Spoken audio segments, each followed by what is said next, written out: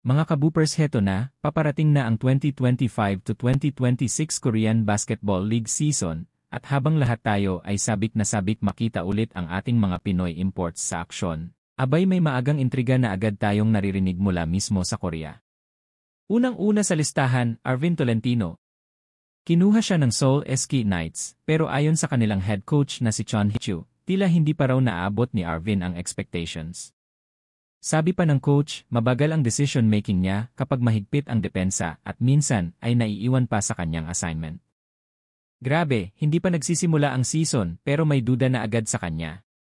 May ilan pa ngang nagsasabi na baka nagsisisi ang Knights sa pagpirma sa kanya dahil hindi raw tugma ang ipinapakita niya ngayon kumpara noong naglalaro pa siya sa PBA. Pero teka lang, huwag muna tayong manghusga. Una, galing sa injury si Tolentino at maaaring hindi pa siya nasa 100% game shape. Ikalawa, offensive player talaga siya, kilala sa shooting at scoring, hindi sa depensa. At pangatlo, baka naman sobrang taas lang talaga ng standards ng SK Knights coaching staff.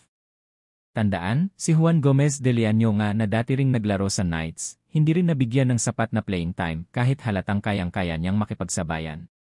Ngayon, lipat tayo kay Renz Abando. Bumalik siya sa anyang Red Boosters at maraming fans ang natuwa. Pero ayon naman sa ilang KBL International Scouts, hindi na raw ganoon ka-explosive ang laro niya kumpara dati. May duda kung makakabalik pa siya sa dating porma na kinabiliban ng buong liga.